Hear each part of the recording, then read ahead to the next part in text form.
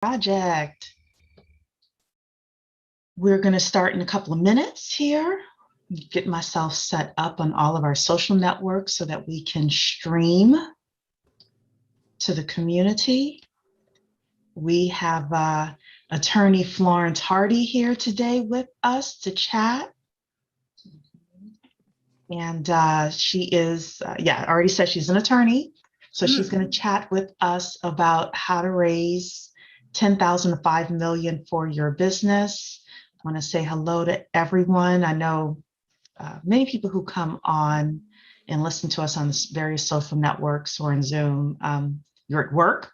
So, so we still encourage you to get a pen and paper, but we understand that, definitely if you have questions, put them in the Q&A. And then I'm sure that Florence is going to give her contact information if you have additional questions for her. So there we go. Okay, now I got everything up.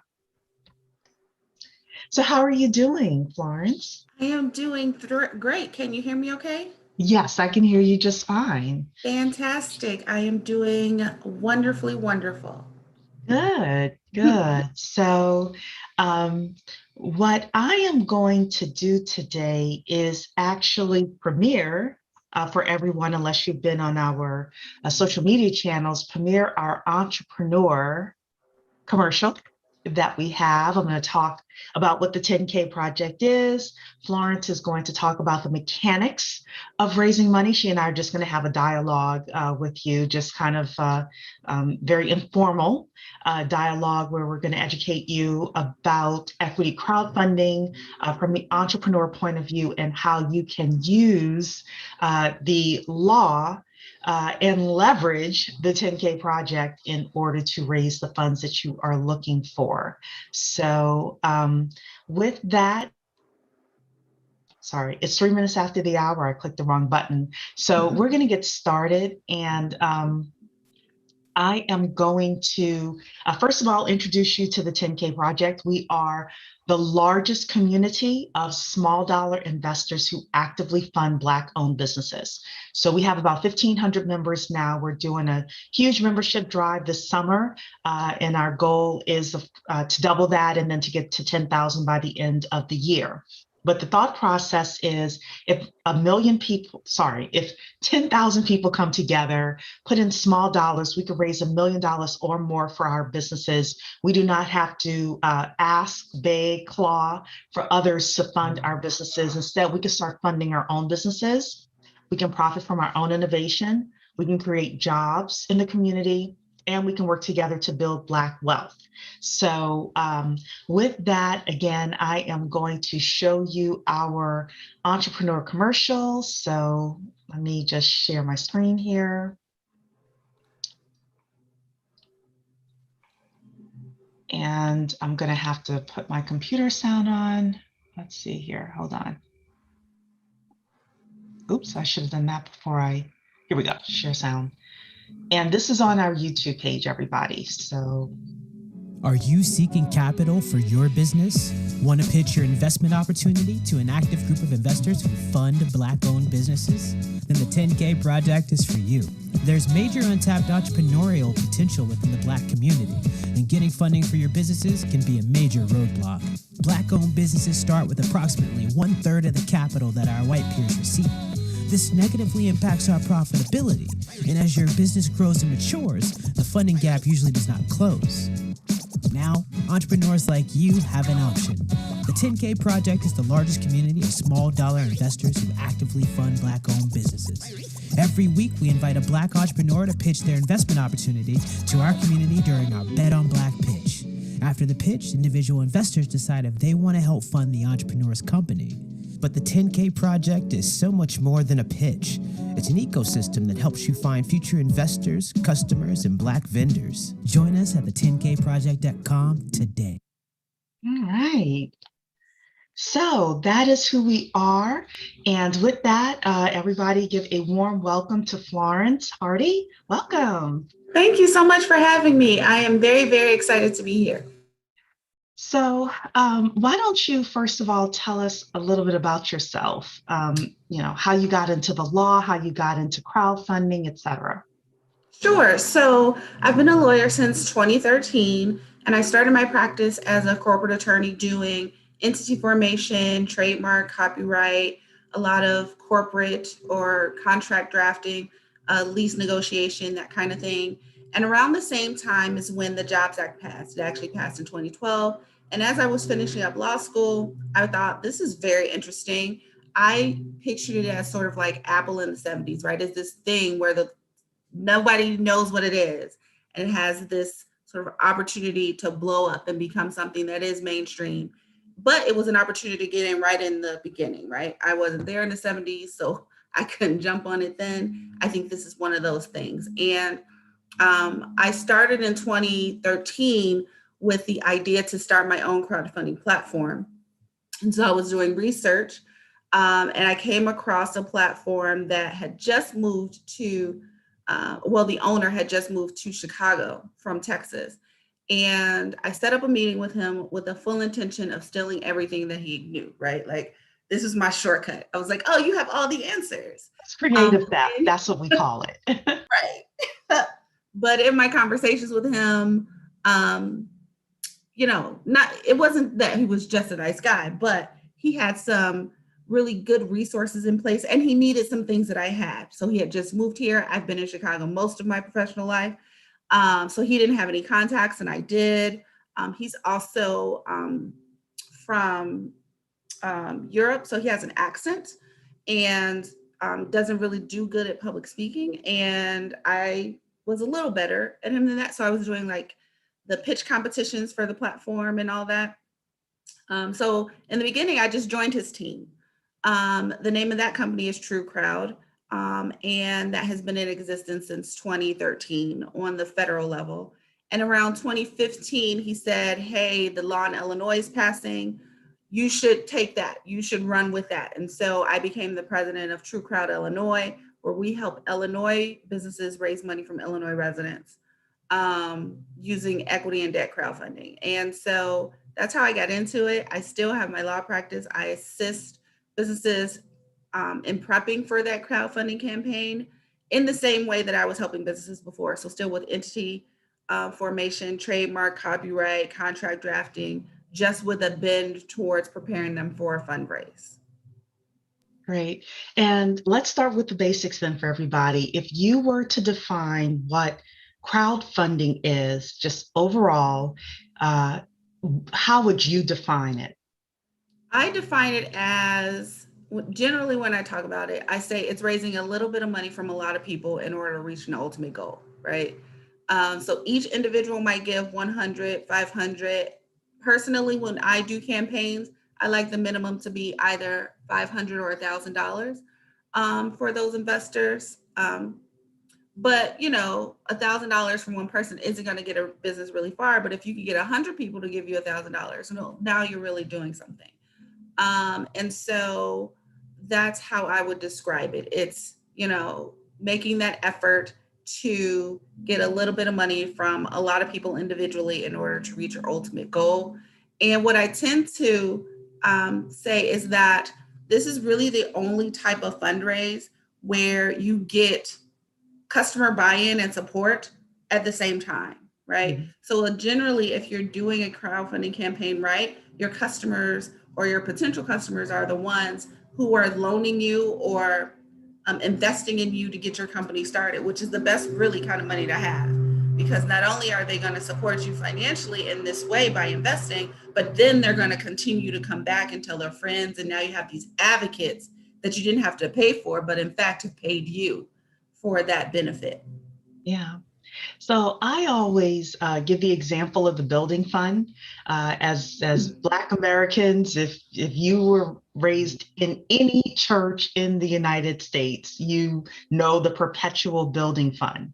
But for those of you who don't know, what would happen is pastor would get up he would say, hey, we need a new roof. It's going to be $10,000. And a special offering plate goes around the church and people put their money in and boom, you've got the money for the new roof. So the joke though is it's perpetual building fund because every week they needed building fund monies. Right, right, The repairs were right. never over, But I and think, then that's one of the things that the church got right, or I think, is that they always ask, right? It's every they week. always So ask, and they always ask for something specific as well. At Right, least our church did when they were successful, like super successful with it. It was like always for the plumbing, the right, roof. We're going to buy some land. We're right. going to do this building.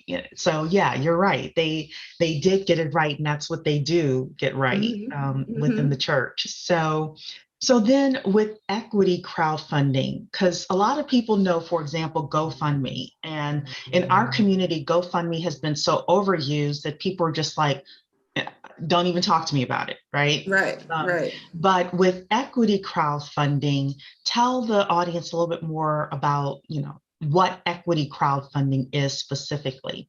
Yeah. So equity crowdfunding is essentially the stock market, but smaller. So you, as an investor in a company that is raising funds via equity, you're buying shares. So you're becoming an owner in that company. And the shares that you're buying based on what their valuation is, it may not be a lot, but it's still ownership. Now, what that means for the business is now they have this influx of cash, but now they also have to manage these investors, right? Investors are very different from customers. Investors have expectations of return, they have expectations regarding communication, they have expectations around how the business will operate based on what they've been told. And so it can be a lot more pressure than say, hey, give me, donate some money to me and then I'll do with it what I want, right?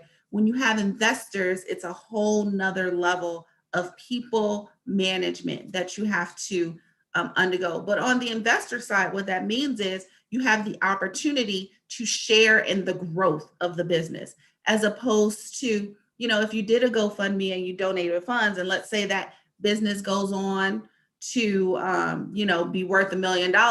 Well, they're worth $1 million and you just donated to their success. You're not a part of it. And so there's give and takes on each side. I think what investors fear most is that they may not see a return on that investment, right? Mhm. But it's the same thing in the stock market. We don't know what will happen, but we do our best to complete due diligence on the companies that we believe in and then ultimately invest in them. And so I think this is really an opportunity for individuals to build wealth the way that this country was built in order to build wealth, right? So, there's not a lot of people who are going to get rich working for someone else. There are a couple, right? We have $1 million CEOs that didn't found the company.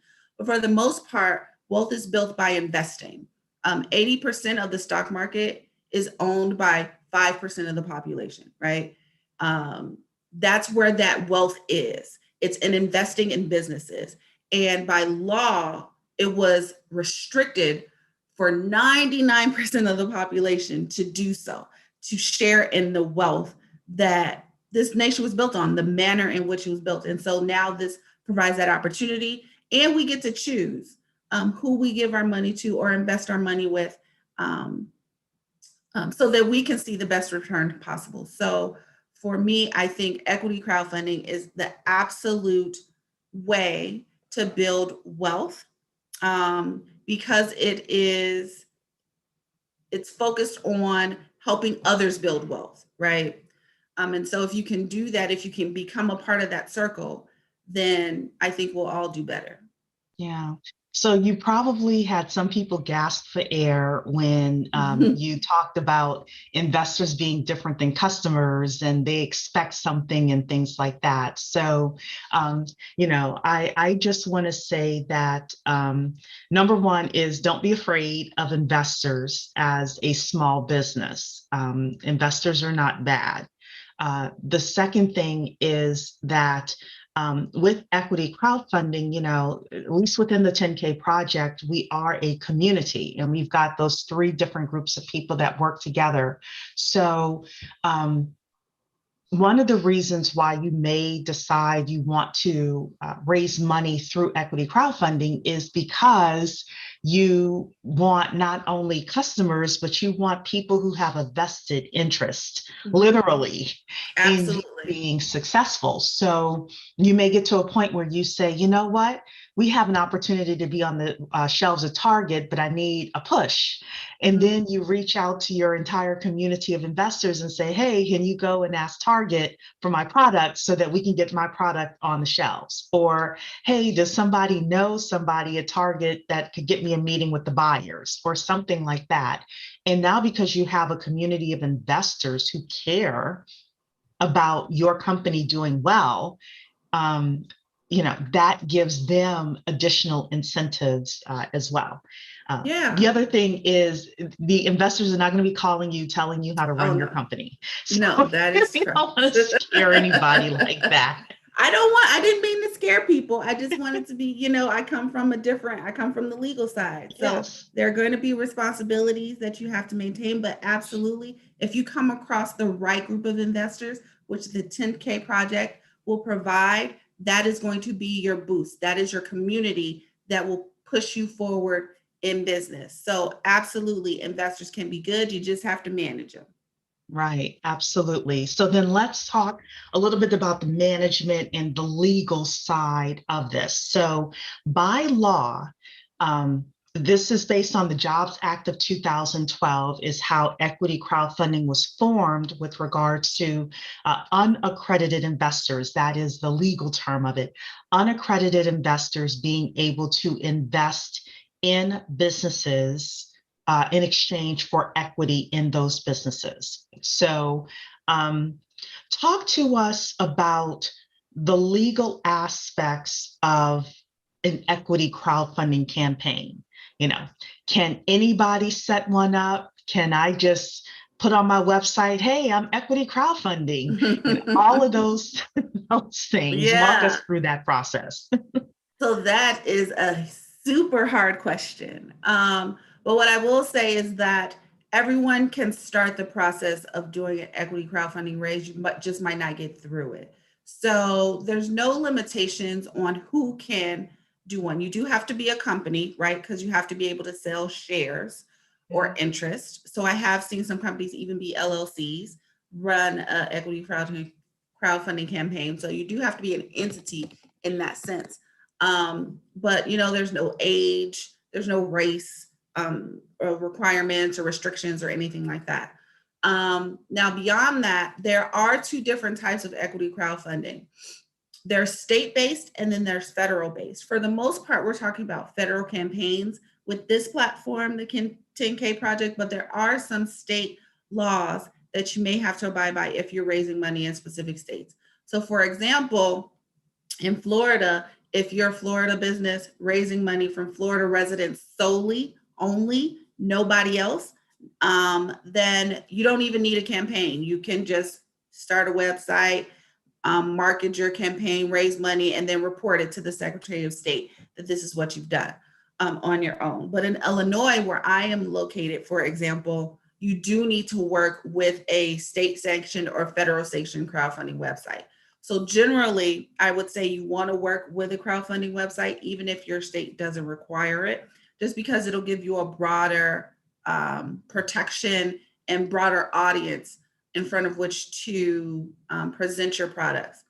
So outside of being an entity of some type, whether it's a corporation or LLC, one of the biggest things that you'll need is to have accurate financials. These are the things that are used to determine your valuation. And valuation is important because that will be used to determine how much of your company you need to sell in order to raise the amount that you're looking for.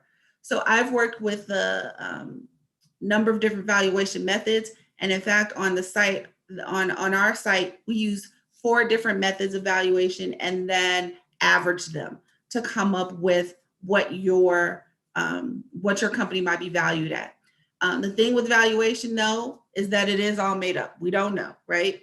But we have to start somewhere. And so that's one of the things that you'll need to really have in place is good financials such that your valuation comes out as close to what you want it to be as possible. And then just some other legal considerations that I'm actually dealing with a client right now on is if you have anything that is intellectual property, right? So like trademarks or copyrights, and you haven't yet protected those things, or patents even, right? So the way the intellectual property law works is that upon publication of some things, you may get the right to protect it, or you may lose the right to protect it. And so you'll need to take a look at your total intellectual property portfolio before going on and hosting a campaign to ensure you have the proper protections in place and you don't lose the right to protect any patents that you might have or anything like that. And then lastly, what I'll say is everyone's super excited when they start a crowdfunding campaign or they're thinking about it, but there are some limitations on what you can say prior to and during a crowdfunding campaign to your audience. And so typically what I tell clients is you want to be broad as possible. You just want to say before your crowdfunding campaign starts that we have an opportunity. I'd love for you to learn more about it. You can click this website for more information, or here's a flyer that'll tell you a little bit more. Now, you need to be careful about the type of information that you share in this communications until your campaign is launched. And then once your campaign is launched, the goal is to not give details personally. You want to steer people to your campaign to get details. You want to make sure that you're not saying, hey, you can buy 1% of my company for $100 today by clicking this link. Don't do that. But you can say you can learn more about how you can invest with us by clicking this link. And then that is where all the details are. So there are very specific communication rules as it relates to crowdfunding. But in the beginning, all I would say is your goal is to build community and excitement around your raise. And you don't really need a lot of details to do that. Mostly what you need to talk about is less about the raise itself and more about your business. Why is it exciting? Why would someone want to invest? What is new that you're offering? What makes your business offering unique such that I want to be a part of your community? And then all the details follow. So don't get too caught up with the details. Your crowdfunding team will help you pull together the actual communications around what the details are, how much you're selling, how much each share is worth, blah, blah, blah. You're focused on making yourself be one that others would want to invest in, making your business one that people would want to invest in, and sharing that story. So that's the last thing that I'll say as far as, and that's like, there are some legal ramifications of if you do it wrong, absolutely. But it's not like, I don't want to say it's not a law because it kind of is.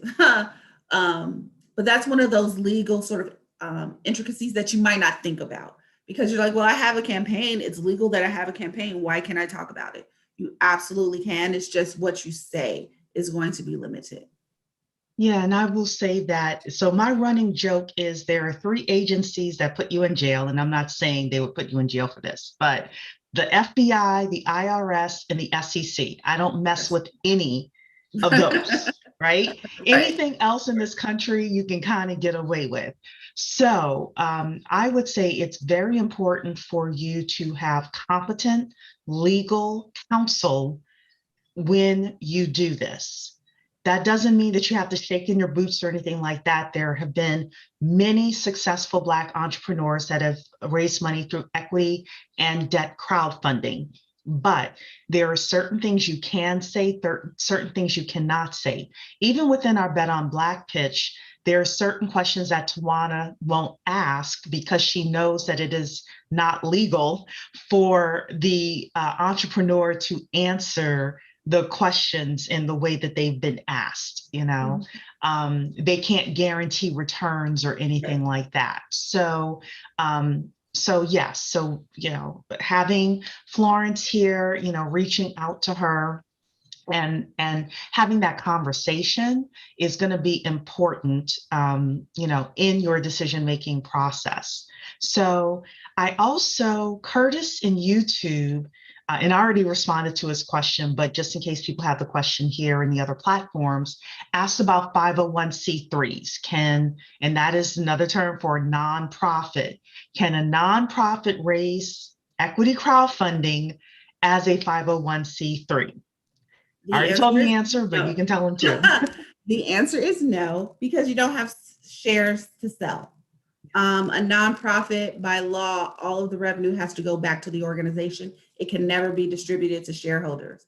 And so for that reason, and among others, but that's the easiest, a nonprofit will not be able to do an equity crowdfunding rate. It just doesn't have equity to sell by its, I don't want to say governing body, but by its definition, it does not have equity to sell, and so it cannot do an equity crowdfund raise.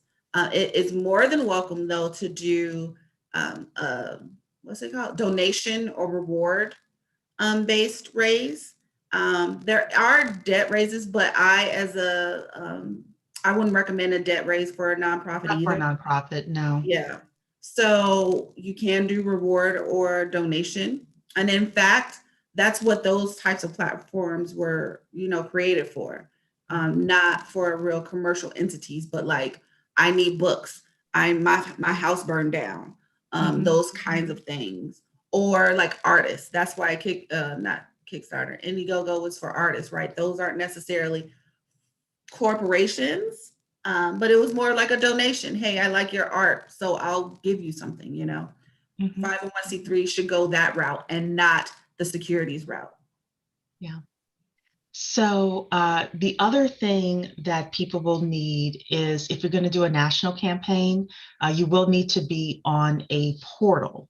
And this needs to be a FINRA and SEC approved portal. So I'm going to put this link into the Zoom chat as well, but this is the FINRA website. These are funding portals that they have confirmed that they regulate.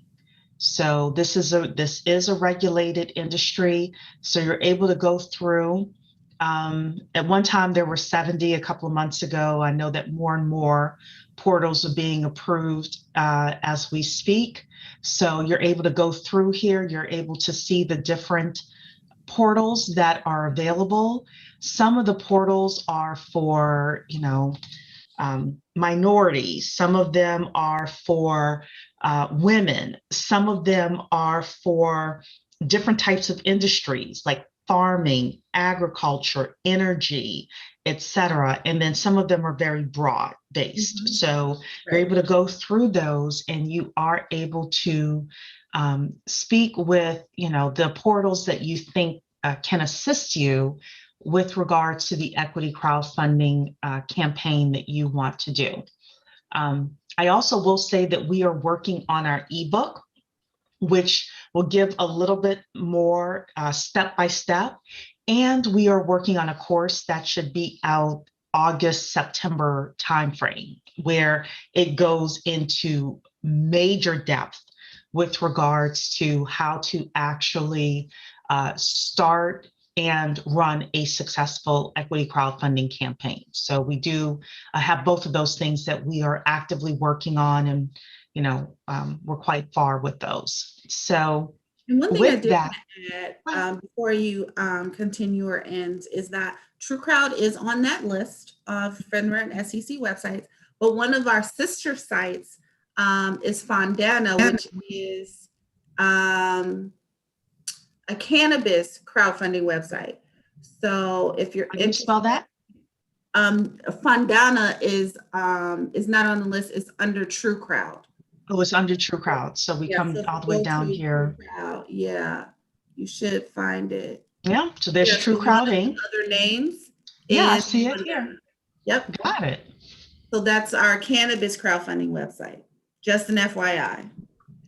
Oh, and y'all got a crypto one here too. Yep. Interesting. We have a crypto one, and then we have a music one. So we're all over the map. But we do focus on niches because that's something that's important, especially as it relates to building community. Yeah, Absolutely. So, again, anybody, if you have questions, let us know. You can definitely put those in the Q&A or the chat for us. Um, what are the elements then that you have found to people running a successful crowdfunding campaign? I've seen a lot of failures because it's hard, right? It is not easy. You can't just throw up a campaign and think that people will invest in you. And so some of the things that I've seen people do well is timing, right? You want to start to create community 3-4 months before you launch your campaign, because the goal is that first 7 days, you want to be able to say that you've raised a certain percentage of your goal, at least 10% of your goal in that first 7 days, because then that shows that you're serious, that people believe in you, that you have an audience, that your business is real, right? I tell clients all the time, if you can't get your mom and your aunt to invest in you, why would I, right? And so it's really about synergizing that community, and so that they're as excited about your campaign as you are, and then they start to bring people to the campaign table. It's not just, okay, well, I'll invest because I like you, but I'm not going to share it. You need to really create that community where they're going to be willing, open, and excited about being an ambassador for your business and for your campaign. The other thing is that they have a really good communication plan. Just as we mentioned with the churches earlier, they're asking, not just once, not just twice, but sometimes every 3 days, you'll get an email or you'll get a text message. Hey, did you remember? Or here's an update. Or let me share this new information with you. Or, hey, we reached this goal. Now is the time to invest. That communication plan is going to be key. And I find that I'm telling clients a lot that, running a crowdfunding campaign is its own little business all in and of itself. So the third thing that I would say is you need to be able to still have a team in place that is operating the business while you're doing the crowdfunding campaign, because you don't want your business or operations to fall to the side because you're so focused on fundraising. You need to be able to master both at the same time. And that usually means that you have a team of people in place to help you with the crowdfunding side, as well as help you with the business side. And then the last thing that I'll say is you want to have a really good reason for people to invest. And I mean that you can't make promises, right? You can't guarantee that they'll get a 5% return or 10% return, because you really don't know. But there are things that you can do. So one of the things that we implore our clients to do is provide incentives for investment, right? So you can say, if you invest $1,000, you'll be a part of our VIP members community and you'll get X. If you invest $1,500, then you'll get Y. And this is why that's important, right? But it gets people to invest at those numbers that you really want to reach. And it ties them to your community, because now they're part of this membership. They've paid to be part of this membership. And so now you can send them as much as you want and not worry that you're bothering them, because they've bought in proactively to this community, literally, right? And so those incentives that you create, you want to be creative about what they are. We typically try to work with our clients to think of things that they can do at no cost, but at high value for their potential investors. So in Illinois, we had a successful campaign where it was a private airplane company that was raising. And if you gave at, I think the minimum was $1,000, it might've been $2,000. But if you did that, you got a seat on a plane for free, one seat a year. And it didn't cost the company anything because the plane was going, right? It's just that if there was a seat available, they open it up to their community and say, we have one seat going from Chicago to New York, first class, do you want it, right? But you got that opportunity to be on that list. So you really need to be creative about these incentives that you provide, because really that's what people are buying into. Hopefully they'll see a return, but they're buying into the incentives, the community, and the company. And you being able to tell that story through the incentives is a really good way to get people excited about your campaign.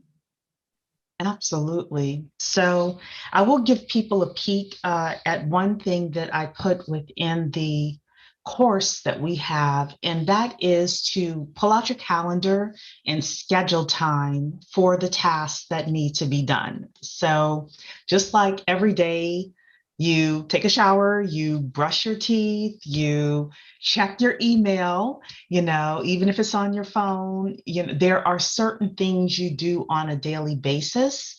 One of the things you'll want to do is block off time, even if it's an hour a day, just to, like, during a campaign, for example, to respond to messages. Because when you put your campaign up, people will send you messages on the campaign page saying, hey, I read your information, but I'm a little confused about this. And if you take 5 days to respond to them, they've lost steam. But if you're on top of it, then they're like, oh, okay, this is an entrepreneur that's actually, engaged and on top of what's happening. I feel more secure with putting money into this company. So that's just one little thing that I will add in there. And then Danita is asking, can a cooperative do equity crowdfunding? So yes, a cooperative can. There's actually a lawyer here in Illinois that specializes in helping cooperatives do equity and debt campaigns. So it is possible. I think and I don't specialize in cooperatives themselves, so I'm not super familiar with how they would work. But yes, they can. There is a specific process because, cooperatives by definitions have already a lot of owners. So now it's how do you separate that class of ownership from the investor class of ownership. So it is possible, but you really want to work with an attorney who understands not only crowdfunding, but cooperatives as well. Yeah, perfect. So we are pretty much wrapping up this session, but Florence, I'd love for you to tell everybody how to find you, the types of clients that you work with, that you do best with, and then any closing remarks that you have for the community. Sure. So if you know my name, you know how to find me. I am, my website is florencehardylaw.com. The best way to reach me is Florence at florencehardylaw.com. So if you know how to spell my name, you know how to find me. You can also connect with me on LinkedIn at Florence Hardy. There's, I think, a lot of them, but I'm the only one in Chicago. And I think another one that might come up fast, she's in Paris. So that's not me, although I would love to live in Paris. But those are the best ways to find me. So just emailing me or finding me on LinkedIn are the best connection points. The type of clients that I work with is small to medium-sized businesses, generally less than 100 employees that are looking to do a crowdfunding campaign or not, right? You could just be looking to start up and you still need corporate assistance, trademark assistance, copyright assistance, contract drafting, those kinds of things. And I would be able to assist you. A lot of my business owners also deal with estate planning because now they have these businesses and they have these estates attached to them. So I'll do wills and trust associated with those businesses as well. And some final notes. What can I say? It's good. If I would implore everyone that even if you don't plan to do a crowdfunding campaign yourself, that you think about investing in someone else's campaign. Just because I truly believe that wealth is built by investing in these businesses that ultimately become large. Again, I'm in Chicago, and just imagine if we had gotten the opportunity to invest in Groupon, which is a Chicago-based company, because they actually did go out and try and look for investors, and they were on the pitch circuit for a long time, but only accredited investors could hear their story. Imagine if we all got that opportunity, and this is what this is providing, an opportunity to get in on the ground floor for businesses that will ultimately be those brand names that we hear in the future. So if you don't think that crowdfunding is right for you as far as doing a campaign, it is not wrong for you to think about being an investor at the very least. Absolutely. So that's it. So, and then one of the perfect places, if you want to invest specifically in Black-owned businesses that are doing equity crowdfunding, is the 10K Project. So we are at the10kproject.com, the10kproject.com, if you want to be a part of our community. Every Tuesday at 8 p.m. Eastern Time, we hear a Bet on Black pitch. And, it's not too late for you to join today. And then this coming Tuesday, we have a very special entrepreneur. Every week, we have great entrepreneurs. There's so much brilliance in our community that just goes untapped and underutilized. And we want to do our part to, to help with that. So with that, I hope everyone has a great weekend. We'll see you on Monday at 6 p.m. if you're going to come to our fireside chat. The fireside chat on Monday is how to help your teen get scholarships for college. We have a woman coming on that specializes in that. So if you've got nieces, nephews, kids, grandkids, you definitely will want to be in the house for that on Monday at 6 p.m. And then Tuesday at 8 p.m. is our Bet on Black pitch. Okay. Thank you, everybody. I hope you have a blessed and wonderful weekend. Thank you, Florence, for being here today. And we'll see everybody on Monday. Take care.